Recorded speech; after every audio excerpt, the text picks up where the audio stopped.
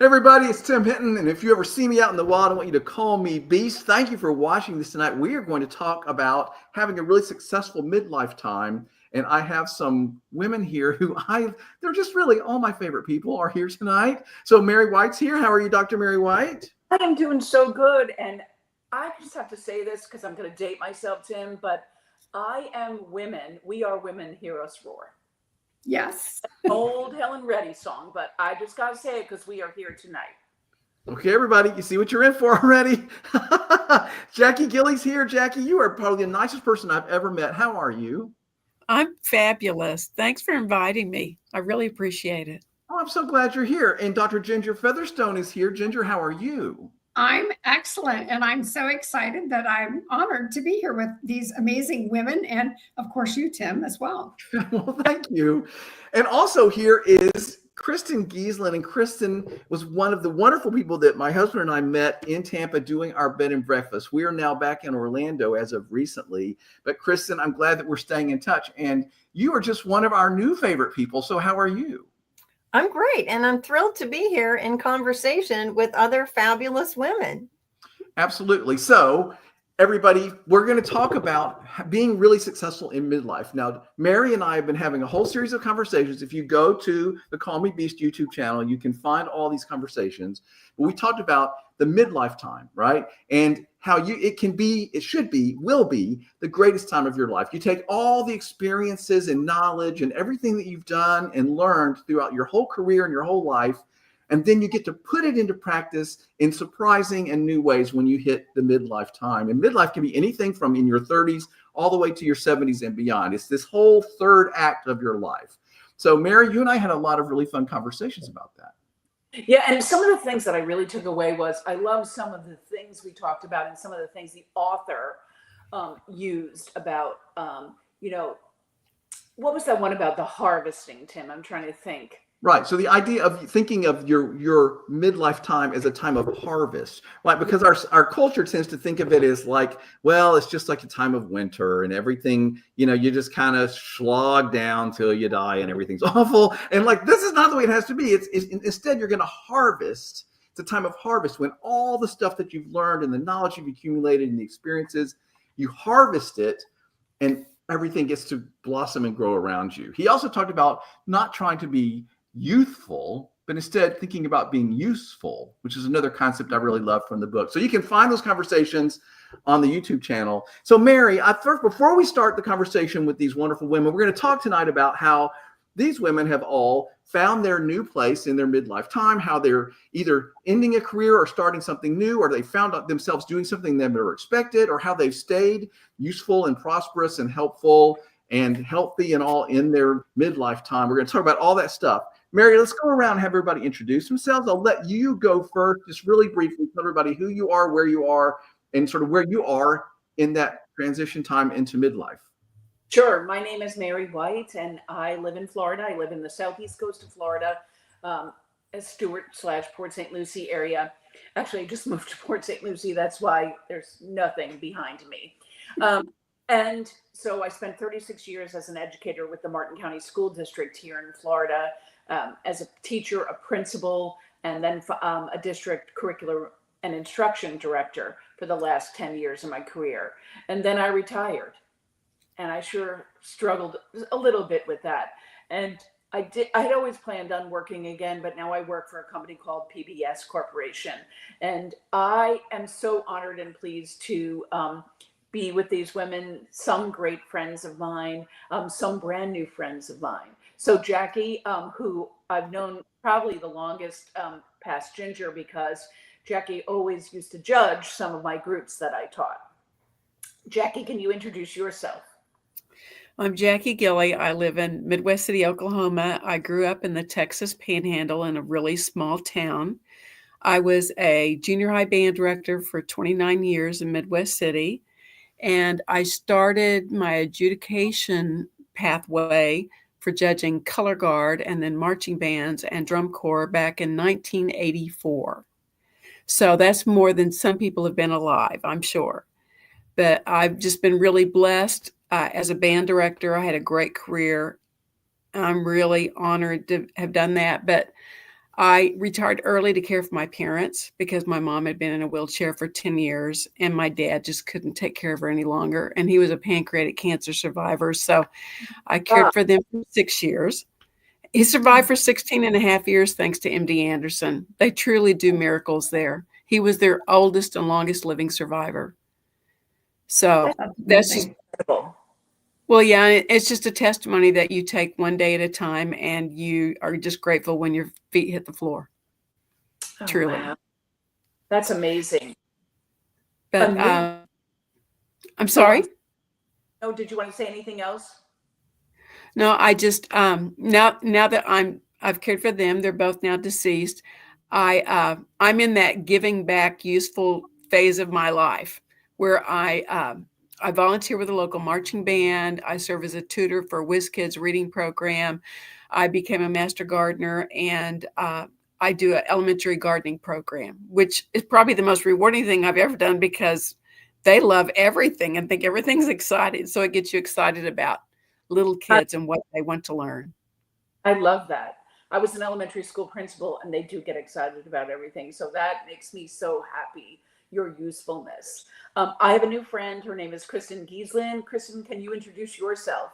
Sure. My name is Kristin Geeslin, also known as Mindful Seer. And I had a 30-year professional career in education, workforce development, and mental health nonprofit organizations. I started as a counselor in a drug and alcohol rehab for teenagers. And my last position, I was the director of a continuing ed department at in a SUNY school, upstate New York. So when that position was dissolved, as things went online and, continuing ed and lifelong learning changed and morphed into what we know it to be today, I was out of a job, and I was also going through menopause, and I had what they call a dark night of the soul. Like, my father passed, my grandmother passed, my daughter was suicidally depressed. I was illegally fired from a job before the one at SUNY Sullivan. I mean, you name it, it happened. And coming through that, I had always been intuitive and interested in metaphysics. And as I came through that, I didn't know what I was going to do. I could not get a real job, in field again at the age of 50. I just was not getting real offers and real opportunities. So I retrained in sort of the metaphysical side of it all and became certified as a Voyager Tarot reader. And I have 7 certifications in what's called theta healing, which is a quantum healing modality. And so I've just completely gone to the metaphysical side, although now I need those admin skills to run my own business. So that's the long and short of my, first maybe 2 acts, and now this 3rd act, which is still growing. Yeah. So interesting. Thanks. Really interesting. And I actually have to say, I've never known a seer, but now I do. So I'm very excited about that. I do want to introduce my good friend, Ginger Featherstone. We've known each other a long time, but I'll let you introduce yourself, Ginger. Hi, my name's Ginger Featherstone, and like Mary, we have a lot of commonalities. We both worked in the same school district, for me, almost 36 years, and we started in different paths. I started as a high school teacher, and then went into leadership and was given an opportunity to open a brand new high school as a principal, which was a gift. I can only say that was such a beautiful journey for me and my career. And then I finished my career at the school district office, where I was deputy superintendent, and really had a very, very, very, very busy career. And not only was I busy at work, I was a mom of twin boys who graduated from my high school while I was principal. So that had lots of little things that went with that. And when I first retired, I had a lot of life planned. So I had an amazing trip. Besides going on my journey with Mary as well to get my PhD, we went on a almost 30-day trip to Europe. And it was our celebration for ourselves to celebrate life and the work that we had done in a school district where we gave not only our hearts, our minds, but really, truly our souls to something that we really believed in and that we believe in these children. And so then once vacations and celebrations were done because I now have a new daughter-in-law. I needed to find something to do because I went from being so busy that I paint. I like to paint, so I could only paint so much. And I also volunteer with the Treasure Coast Hospice here. And I'm like, I need to work again. So I was very fortunate. Mary and I now work together again at Positive Behavior Supports Corps. And I'm on the front end of marketing with school districts and working with the different parts of growing our company on the front end in marketing in school districts. So I really feel very fortunate to be in this stage of my life. And I'm also a grandma. So that's really fabulous. You guys are all so incredible. And I think some of your experiences, we've all gone through some of the similar experiences, even though we've had disparate geographical regions and different kinds of careers. All of us have been in education. All of us have undergone something. So how have you navigated this entrance into your midlife? I think that I spoke about that. I really struggled leaving a job. Like I felt kind of my job was my identity. I mean, how have you guys navigated this into something else? When I had to retire to help care for my parents, I grieved. I mean, for a year. It's like, oh, they're gone for this. It was horrible. I hit a really big depression, but I owed it to my parents to do that. But fortunately, I had 3 sisters who could come in and relieve me on the weekends so I could get away a little bit and I could still go out and judge. So my judging friends and being able to be around all these students, band kids and all, that's what saved me. Otherwise, I don't think I could have handled it. Wow. That's absolutely incredible. Yeah. When my work transition was happening, I had my hands full with a teenager that wasn't thriving. And so I really wasn't without something to try to focus on. I didn't really have that all of a sudden because I didn't formally retire. I was more like ejected, from my career at a certain point. I almost feel like the universe had a completely different thing in mind for me. And I was going to have to go there whether I wanted to or not. And so that early part was difficult. For a few years, once that position ended, I didn't really know what I was going to do. I was in sort of no man's land. I really didn't know. And then I had to take, remedial work in order to make a living for a while until I got this new thing happening. And I now call it, I was sort of put in what I call the I don't know phase. There was like 3 or 4 years of I really don't know exactly what is happening here or what I'm doing. But what I learned in retrospect is that to be a seer, to work as a medium, as a medical medium, as a psychic, you have to be totally cool with not knowing, because it's not about knowing. It's about sensing. And it's as if the universe just put me in a spot where you're just not going to know anything. Sorry, honey, for, 3 or 4 years, suck it up and deal with it. And that's what it was like. I was just like, I have no idea what's happening here. I'm just doing day to day, keep the bills paid, make sure the kid's all right. And, one foot in front of the other.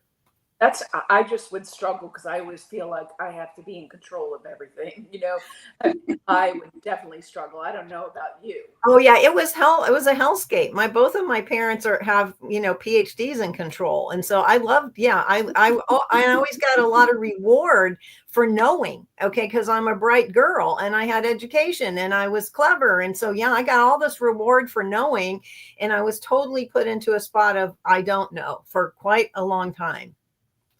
Yeah.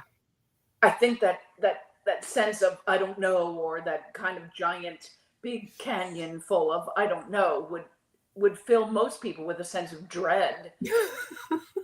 Would fill me with a sense of dread. Me too. Yeah.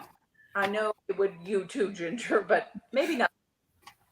It's interesting. So I remember when this is several years before retirement happened. So in education, we did drop, which is a deferred retirement option plan. And so like when it's done, you have to go. there isn't an option. And so I think that finality for me, I didn't like because I was still young enough to continue working. But the financial side of it was that I'm not giving that up, where I feel like that was kind of a disadvantage in the public education system.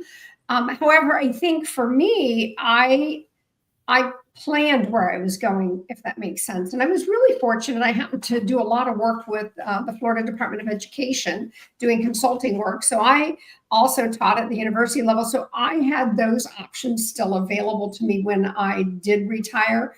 So it allowed me to kind of forethought what it was I wanted to do. I knew when I first retired, I did not want to go jump in full time. I had too many things planned, celebrations, parties, traveling. And I think traveling, which to me is like probably the most beautiful part of my career now in this role in my life, is because I never was able to do that. You're a civil servant, you're a servant to public education. You give of all of that, and vacation for me was going to baseball tournaments with my children. So I really think that now it's an opportunity in this stage of my life to really enjoy the beauty of what has been there. So now, as well as become useful. I feel like I've always been useful. I don't know that I really was never not useful. So I kind of like struggle with that kind of a term. But well, the term, Ginger, in the book, he says, go from youthful. You can still remain youthful, by the way, because we feel young. I'm sure all of us do. You go from youthful to useful. Like you can reap what you sow. You can now, really use your usefulness. I was going to ask Jackie, how are you? You're useful in so many ways, Jackie, like in terms of how you're using your skills and talents that you've worked for many, many years to bring about. Well, I'm just really blessed because I'm able to go and volunteer at a local band so I can keep my kid fix, because that was what was hardest for me, is to give up a daily contact with the kids, because I think they keep me young. And now to be able to go out and judge or do clinics, I can still relate to those kids. I don't always know the terms they're talking. I don't know all the games they're playing. The music goes right over my head. You don't have Riz, charisma, Riz. I try to keep up on them all. I can't. I just give up. But it's great to still be able to be around the kids. And then they always say, and how old are you? And they're like, you're older than my grandmother. Yeah. So to me, it's all about your middle approach. Right. Totally agree. I mean, you guys feel free to jump in at any time with any responses. I'm going to jump in because I want to roll my eyes at you trying to stay hip and current with your lingo. Okay. What? Are you really trying to stay hip and current with your lingo? Oh, come on. Yes. Why? Just because I like to know what's going on. I have FOMO, Tim. Okay. she does. I like what's happening. I don't know what's not going on. Okay, I'll get back. This, by the way, I am loving this conversation, and in fact, I appreciate you guys all being so honest and raw and authentic and like really telling your story. That's very powerful. So I appreciate that, and I really love it. So, Jackie, you talked about I got into this. I became a master gardener. So was it like I've always wanted to do that, and now I have time, or was it like I need to find something I want to do? Well, no, I grew up in the Texas Panhandle, and you couldn't have a garden there. It was so hot, so dry. It's a very arid area. It's very sandy soil, so you couldn't grow anything. And so finally, when I got to Midwest City, I was really upset with the high school band director, and I started just digging up Bermuda grass in my backyard because I was so mad at him. I had to do something out of frustration. And so I just took my yard and just started flower beds. But it was a total disaster. It was, you didn't know if it was going to work or not, because I didn't know what all the secrets were. And I didn't know what clay soil was. I'd never been around a clay soil. I'd only been around sand. So finally, I enrolled to go to the OSU Master Gardener program. because it's like, I just want to know what's going on and how can I be successful as a gardener? And then it gives you a whole new venue, a whole new group of friends. It got me into the elementary school program with the junior master gardeners. And I'm sorry, I loved being around the flowers and seeing the butterflies and seeing the bees and seeing all these miracles of nature, because truly it's all miraculous. Yeah, that's so nice. And the kids really appreciate it too. I bet they're like, everything is great. Oh my gosh, there's a string bean. Well, actually, it's amazing because they'll eat it. They'll try vegetables if they grew it themselves. And you give it ranch dressing, they'll try anything. Truth. Or as the kids would say, word. That's hysterical. So I'm coming back in because, but what you're talking about, Jackie, is something that I find difficult. Is like I am trying all kinds of new things, and it's good for me to be terrible at something, but it's so hard for me to be terrible at something. Well, So does because anybody else? everyone makes failure sound like it's not an option, but that's the only way you're going to learn. Well, of course, right, absolutely. And I mean, I have to be bad at something to become good at something. And I know that I'm learning and growing through the process, but I still was that kid that wanted to be a straight A student. So like, it's really hard for me to not be good at something. I mean, when I started baking, like it was inedible. Like I literally would take things out of the oven and throw them away, so that one I wasn't too hung up about, but I have new things I'm trying to do that I'm not good at. So how do you guys handle that? Like you're all doing new things, right? Like Kristin, you talked about that specifically. Like you were in this I don't know phase, which I think would be really hard. But like, how did you deal with the I'm not good at this, but I'm gonna get good at this. I'm gonna learn. I'm gonna let myself. Like, how did you deal with that? I'm still in that. Okay, because I am really, really good at my craft. I mean, there's not a better theta healer around here. I'm really good at my stuff. I'm still trying to figure out how to market myself. And I've been doing this independently since 2016. I started professionally in 2016, completely relying on this for my salary, my income since 2018. I'm still trying to figure it out, and it keeps changing. It was different before COVID. It was different during COVID, different after COVID. And so I'm still in that. But I think what I realized is that other people are also don't know. Okay. Like anybody who's done anything online has had technical snafus. And, there are times when people don't even get their thing up. They'll be like, okay, here's my event. It's going to be at this time. And they can't even get their basic tech to happen. And you get the message. Oh, so sorry. Tech fail, blah, blah, blah. And if you're in it, you're like, yeah, it was a tech fail, been there, done that. And so I think, I feel like by being in a thing that keeps changing and I have to keep learning, it makes me feel more like it's okay for me to not know what I'm doing, do the best I can. And I don't know, like generating my own creative flow, not worrying so much about how it goes and how it's received, to just stay in my creative flow, because eventually something good comes out of staying in my creative flow. It may not come out exactly as I want every time, but I feel better on all levels when I just follow those hunches, keep trying to make the thing happen, and then seeing what happens, like meeting you guys. I mean, that was so incredibly random, that we're at this event. I meet, Steve and Tim, we have a nice connection. I ended up doing a lot of work for 2 years at your place when I really needed you, because I was not in a very go get it type of mode at that time. And it's like the universe just showed up like, okay, Steve and Tim are all over this. They're going to be bringing in the people, but they need the reader. And like, oh, I can drive over there and do the thing. No problem.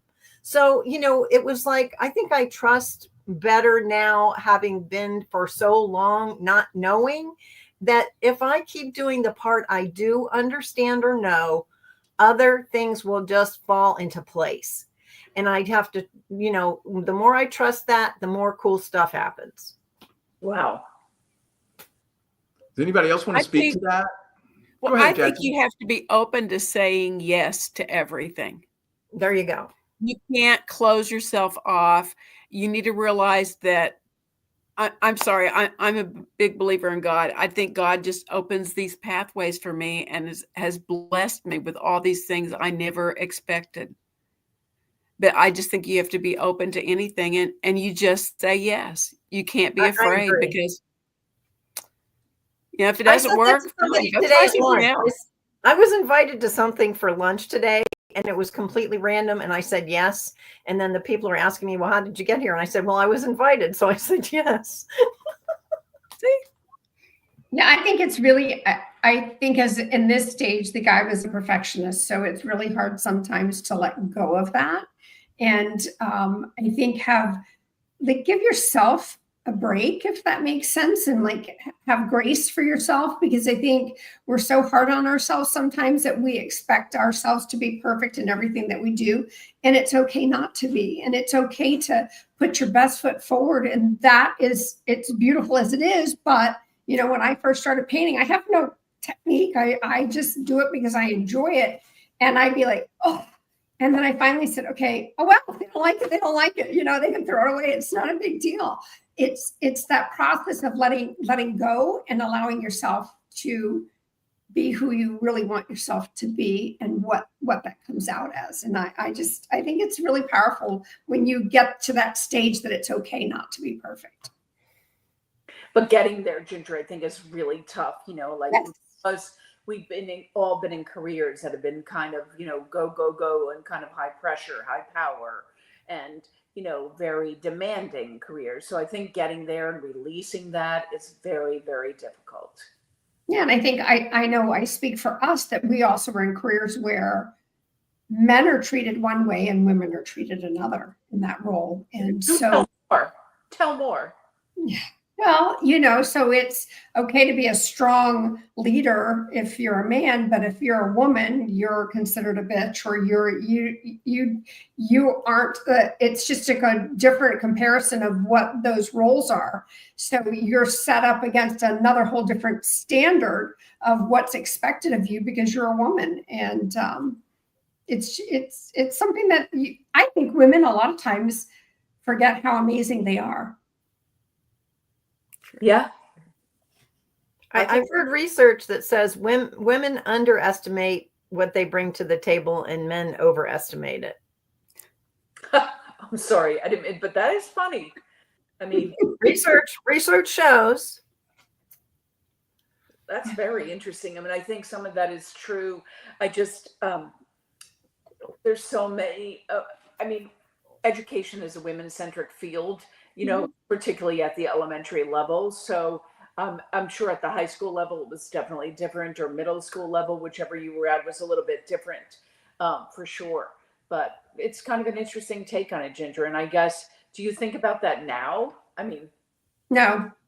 Yeah. No. One of the things that the author talked about is how you can kind of harvest in this time of your life because you stop caring what people think. 100%. I think you also learn to let go of all of that, what people are thinking anyways, because you really don't care, because now you're in a stage that you are actively engaged in doing what you want to do. Right. I know. Jackie, are you totally retired? Well, except for the adjudication part, yes. Yeah. Okay. Yeah, no, that's great. And I feel like a part of me still cares what people think, Yes. because I want to do a good job, Right. 100%. Any responses? I mean, I care what people think, but I care less. There's a smaller area that I care about what it is. The area about what I care about, what they think is smaller.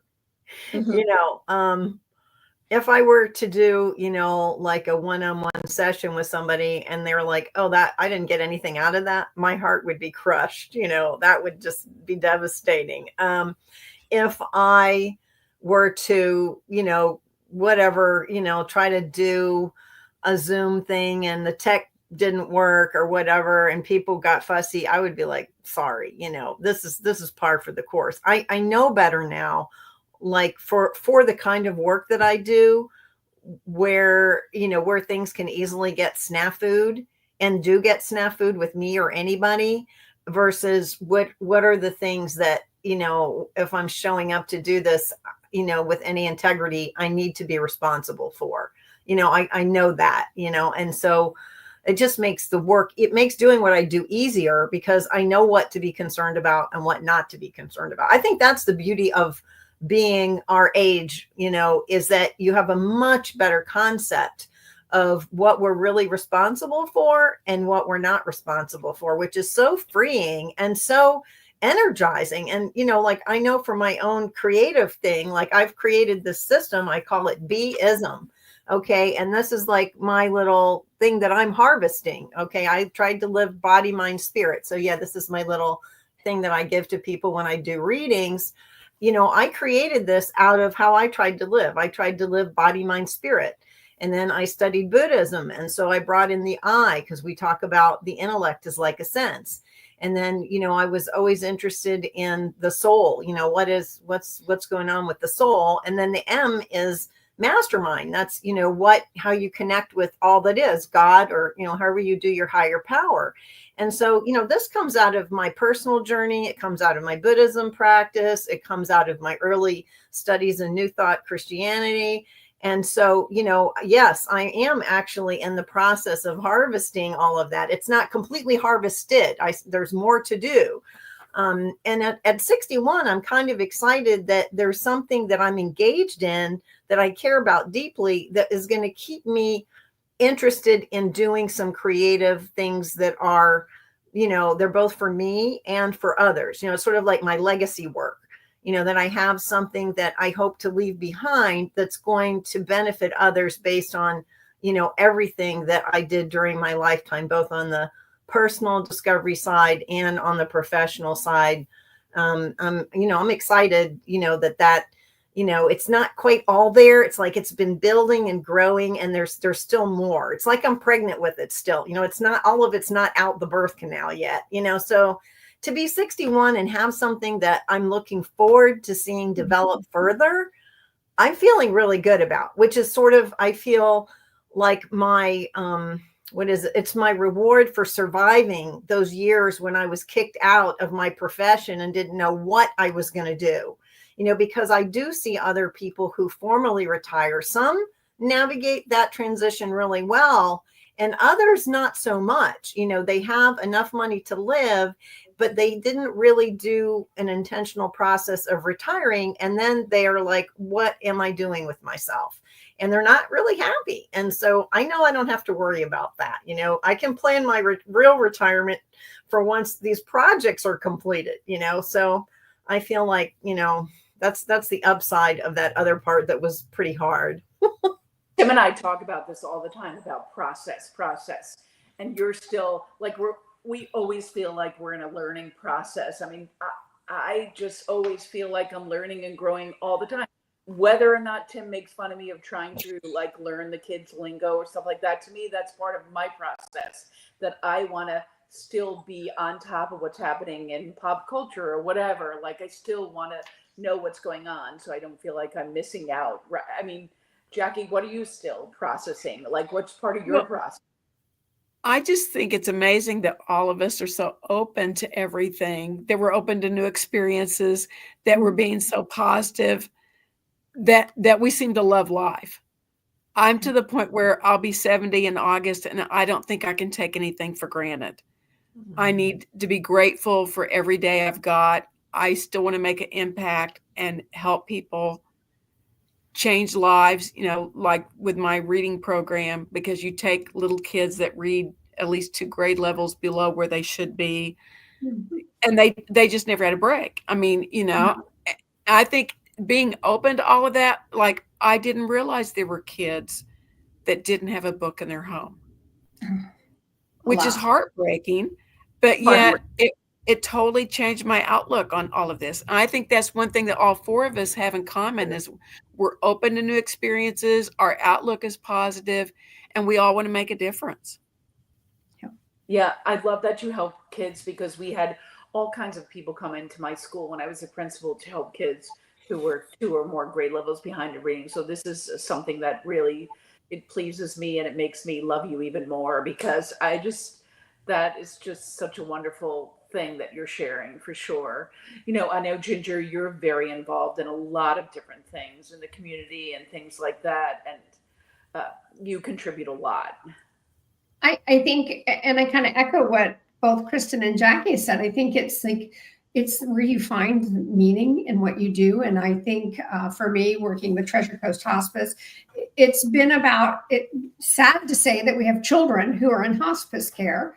And so I work with the Rose Ball Committee to raise funds for the children in our community in the Treasure Coast area who are, in hospice care, and help their families. And I think that, as you said too, I love children. I'm also really relearning history. I think there's so much that I'm a math science girl, so I never really had great history teachers, shocking. But when you move every year on the year, you get what you get sometimes when you go to school.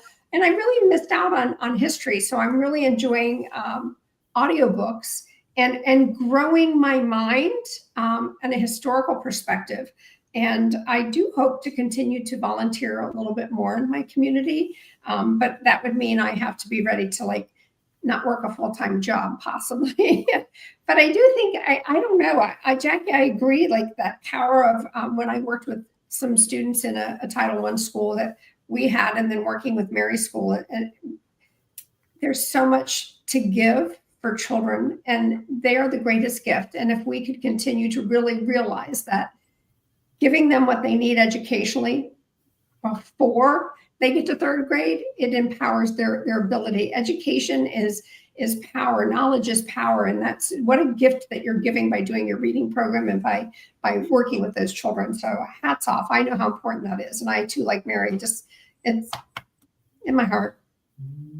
Well, thank you. But what are you two ladies doing together in your new company? We share an office. Yeah, we can't get away from each other. But what is this new company? So it's a company called Positive Behavior Supports Corporation. They provide applied behavior analysis to students with autism, typically, or kids on the spectrum, or kids who are exceptional education students with some behavioral issues. We do not work with children, though, but they have, across the nation and Canada, they have over 200 school contracts. Ginger does more of the contract than I do after the contract. Yeah. So something really exciting, though, that we have done, I'm just sharing because I'm really proud, and I'm proud to work with Ginger too. But so we presented last year to the leadership at something they call the Summit. It was in Dollywood, Tennessee. And this year they're doing it a little different, and they're having 5 symposiums throughout the summer. And they asked all the regions across the United States, what do you want to hear for your leadership keynote? And they asked for Ginger and I. Wow. How flattering. How honest. That's just incredible. Very honored. Very honored. We were so flattered. And they could have anybody, I don't know if they were willing. So we work for the company, obviously. So they're flying us to all the summer symposiums, and we're going to be doing their leadership keynote. So we're very excited and flattered to do this. But again, it's to me that research that I'm doing. I love doing that research, and I love, I love communicating with people about what I've lived and loved my whole life, like kind of that leadership end of it, and how to be a good person and all these things, and more important, a good person to people. Here's some of the books we're doing. Oh my goodness. Oh, whoa. So y'all are going to rack up all these frequent flyer miles, and then you're going to both take an incredible vacation, right? Yes, and yes. Yes. We already have vacations planned, by the way, but it's okay. Our husbands are friends too, so it helps. So yes, yeah. So we both one of my needed to do on my list was to go on an inaugural sailing of a cruise ship. So we are going on Star of the Seas in August. Oh, And yeah. I can't wait. I don't even care where the ship goes. I just want to be on that brand new ship for the first time. So what about you, Mary? For what was the question? Sorry. Vacation. Oh, I'm going with Ginger on that. You're all together. Oh, how exciting. Yeah. Oh, yeah. Oh, no, I'm going with her on that. And we hope to do a lot more travel in our future too. It's one of the I just recently moved, so we can lock the door of this brand new house and leave, so, for an extended period of time. And travel is something that I've always loved and love to learn something like that. So I totally want to do more of it. So, yeah. Yeah. I wanted to ask, just kind of as a way that, what empowers you? I'll let you think for a minute. I like to just take in a lot of different information from different universes. I like to tap into different types of thought groups and stuff. And I like this. I like hearing from other women. I think really I was so blessed to know a lot of women, and I still do, who are 10 years or more older than me. And so, I see who's thriving and, what are they doing and how are they doing it? And, what's made a difference for them. So I'd say those are two things. I feel like my creativity, and I've noticed this of other creative people too, is they take in information from a lot of different places. And, listening to different podcasts, following different people, listening to different things randomly on the radio. And, that makes me more of a, an integrated, holistic type of a thinker and producer of whatever I'm creating. I'm looking at things from a lot of different angles. It makes me both practical. Okay. I'm both practical and woo, which you don't always get. And that's why I have the MS after my name. There are many people out there that are psychically gifted and probably more than me, but they don't necessarily have the science side as well developed. And so when it just changes the way you do it when you have both, a respect for the scientific method and for the woo. And, my personal faith path has been Buddhism, and Buddhism is very scientific. We're told, do the practices, see what happens. Do the practices, see what happens. Don't take my word for it. So the way I approach intuition is very different from people who come through the Western, sort of the Western spiritualist or the Western magic side. It's much more sensory based, much more related to mindfulness and awareness than sort of, I don't know. I don't even know spiritualism, it's just the way I do it is different.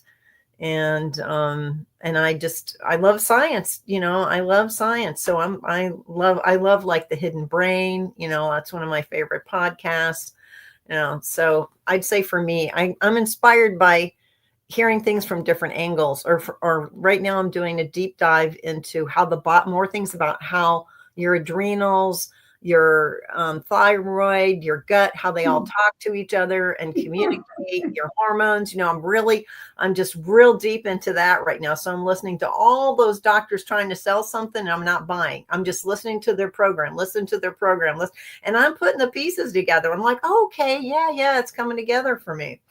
So I would say that's what inspires me. I love being in groups of women like this where I can see what other people are doing, how they're doing it, what's working for them. And I love taking in a lot of different, info. I love it. Jackie, what empowers? I feel empowered whenever I think I'm making a difference. When I can change a life, when I see a kid get excited about finding a radish in the ground, or someone who finally can comprehend what they're reading and tell me what they just read, for seeing band kids that the light bulb comes on and they realize I really can do this. I'm not a failure. And I think the biggest thing for me is that I finally found the peace. We rush. We're trying to please other people. We're trying to make all these things happen.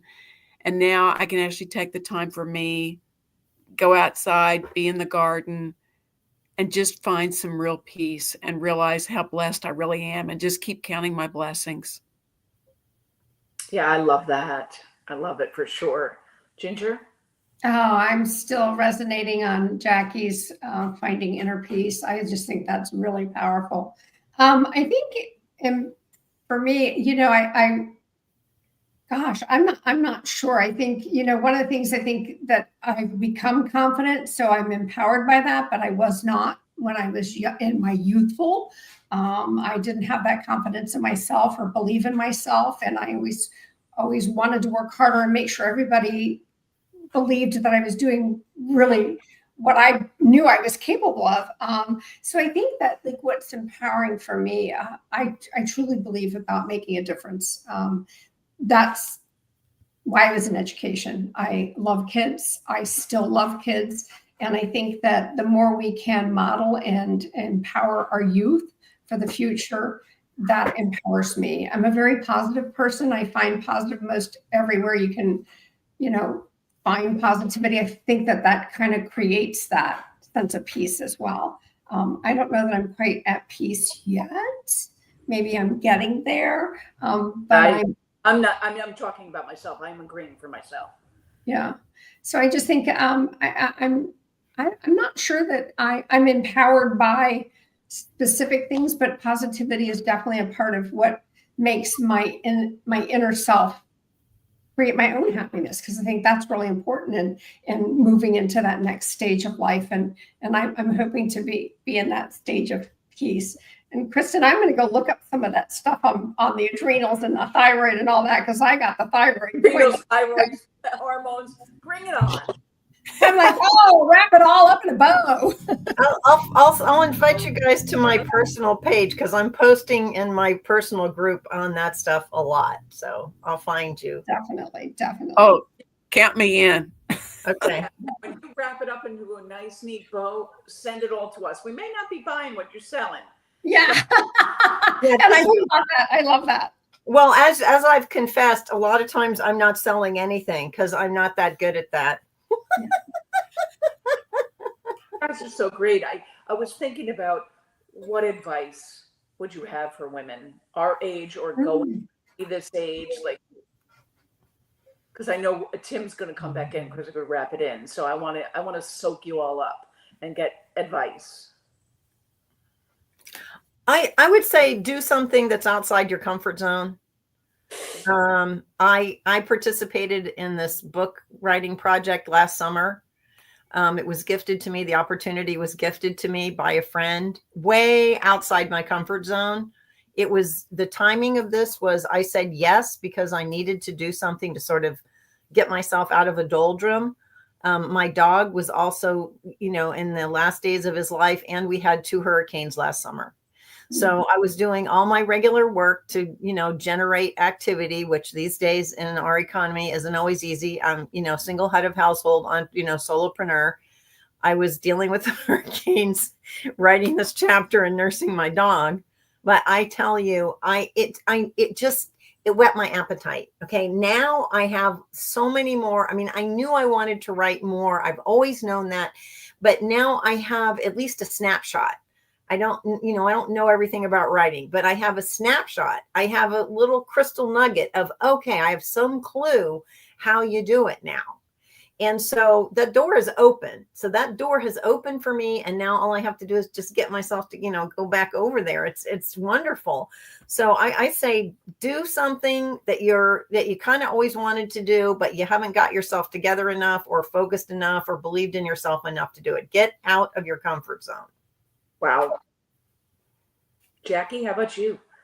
What advice do you have? Be open to saying yes to anything, but learn how to say no. Put yourself first, and don't be afraid to put yourself first. Isn't that the hardest thing? Did you ever say no during your career? Hardly ever. No. Ginger? But I learned because I had cancer. And they said, you're stressed out. You've got to stop the stress. And that's when you learn what you need and what you don't need. But I had to learn to say no, because I had to take care of me. And that taught me a lot of valuable lessons. And I still have to catch myself on that. Just say no. You don't really want to do this. Tell them no.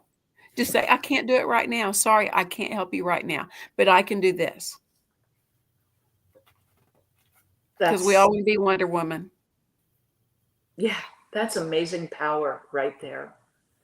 Amazing. I tried to remember it. I tried. Ginger, do you have any advice? I think for, as you transition and as you navigate that change, whatever it might be, give yourself grace. Try things you never thought you would try. And I always believe to me, travel whenever you can, if that's something you want to do. But I also, today's a gift, tomorrow's not promised. And I think we've all had life happen and can undo, but we certainly can move forward and enjoy the best of what today has to offer. And so for me, that's where I live my life, is knowing that today is my gift. Perfect. And that is so great to remember. You're right. I mean, we're not promised tomorrow. So thinking about that and thinking about what blessings we do have. I love what you said, Jackie. I mean, really, what incredible experiences I've had in my life. I've been bestowed so many different and incredible experiences and work and people I've met. And I'm so inspired by all the people that I know and I've met and listen to on podcasts or read in books or on the radio. I mean, really, I've had so many great things happen to me, and I certainly manifest that, to happen. So I don't know, Tim is going to end us pretty soon, I bet, but I could talk to you for hours and hours and hours. No, I've loved this. You guys, this has been exactly what I hoped it would be, which is you get a lot of really smart, accomplished, wonderful, kind women together, and they start to talk about their lives and what they're doing that's out there helping the world and helping themselves and helping each other. And you're all very inspiring. So thank you for your honesty and your sharing, and for being able and being willing to be sort of raw and authentic and real. And that's what I hope these conversations can really be. So I've absolutely loved this. So thank you so much. Mary, anything else you want to say before we go? No, it's just been such a great pleasure, again, to talk to these women who have been through, as Ginger says, life happens. And they've come through with flying colors, and they've grown and learned throughout that process, and have been a blessing to others as well. So it's great. Well, Jackie and Kristin and Ginger and Mary, you were absolutely wonderful. Thank you for sharing this time with us tonight and for being a part of the conversation. Thank you for the honor. Thank you for having us. It was great. Thanks everybody for watching. And if you thought this was a really helpful conversation, share it with somebody else. It's always up on the YouTube channel. Thanks everybody. Really appreciate it.